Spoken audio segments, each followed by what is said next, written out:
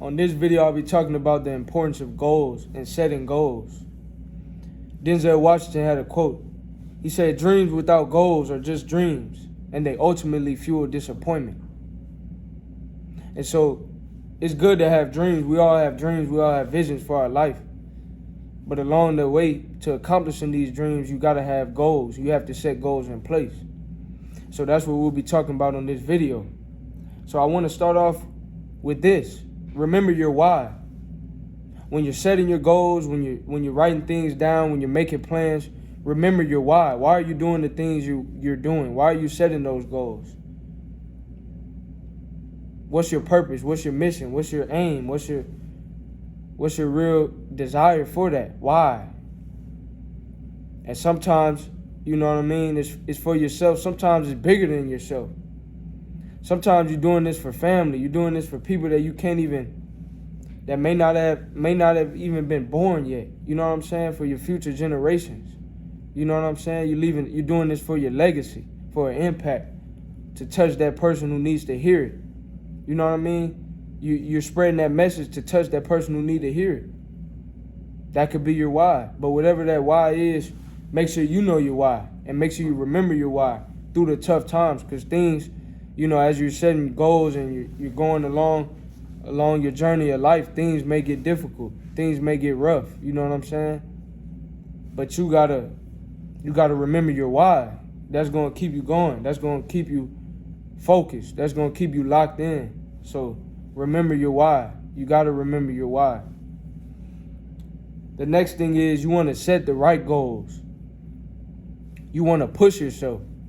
And what I mean by this is it's better to aim high and miss than to aim low and hit. You know what I'm saying? If you in school and you aim for 100, you might only get a 88 on that test. You know what I'm saying? But that's better than aiming for a 70 and getting a 70. You know what I'm saying? So if you shoot for the moon, even if you miss, at least you still gonna be among the stars. You know what I'm saying? That's the kind of mindset you gotta have. So push yourself when you're setting goals, because that's where the growth occurs. It's easy for us to just stay in our comfort zone. But if we stay in our comfort zone, we're not gonna grow as much. You gotta push yourself to the point where you're uncomfortable. And that's the type of goals you gotta set. Set goals that make you uncomfortable. Set goals that force you to push yourself. And when you do that, that's where the growth will occur. Because you got no choice but to grow. You don't want to set goals that are easy, because then you're going to stay in your comfort zone, and that's not doing nothing for you long term. So you want to set goals that are realistic, still be realistic. Don't set goals that are unrealistic, but at the same time, push yourself. Because a lot of times, things that, you know, we may take for granted now were once just a dream, and to others it may have seemed unrealistic. Think of cars, think of airplanes, think of iPhones, think of cameras, think of computers, video games. You know what I mean? A lot of times, you know, when these things, before they were invented, before somebody had the thought or the ambition to, you know, make that a reality, some people might have thought that was unrealistic. But to them it wasn't. And so they were able to get it done. So that's how you gotta be. When you setting goals, shoot high, aim high, and push yourself. And that's how you'll be able to be great and make greatness happen. You know what I'm saying? The next thing is you want to have long-term goals. But in addition to having long-term goals, you want to set short-term goals along the way. Right? So let's say you have a year plan. You have a goal that you want to accomplish in the year. Well, throughout the year, you may want to set monthly goals that will help you achieve that yearly goal. Or if you got a monthly goal, you might want to set weekly goals that can help you achieve that monthly goal. You could break it down even further. You might have a goal to accomplish in a week. You could set daily goals that will help you achieve that weekly goal. So you want to break things down. have a long-term goal, right? You want to remember your why. The blind can't lead the blind. Somebody got to have a vision, right? So you got a long-term vision, but along the way you set short-term goals to help you accomplish that vision, to help you accomplish that long-term outcome. So, yeah, you might have a 5-year plan, 10-year plan, 3-year plan, 1-year plan. That's good. But also make sure you have short-term goals too that can help you accomplish that long-term goal. Because that's what it's about at the end of the day. You want to have both. You don't want to just have short-term goals. You don't just want to have long-term goals. You want to have a mix of both. You want to have a mix of both. And so, you know, even, and I think when you have those short-term goals, it helps you be able to accomplish, you know, major things without feeling so overwhelmed, right? How do you build a wall brick by brick? How do you finish a marathon step by step? How do you finish a 400-page, 300-page book page by page?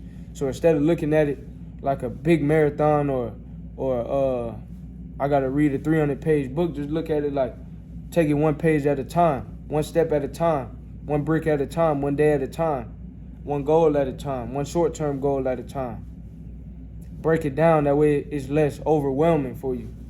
Sometimes if you say you want to go become a doctor, you want to do this, that's years and years of school. You know what I'm saying? So along that long-term goal, you just break it down into short-term goals. All right, I want to go get accepted to a college. Once you get in college, all right, I want to make all A's my first semester. Or I want to do good on this first exam. I want to get an A in my first biology exam or whatever it is. You know what I mean? So that's how you do it. If you want to break the school record for basketball points in the season, you know what I mean? Take it game by game, right? If you got to score, I don't know, if you had 30 games to score,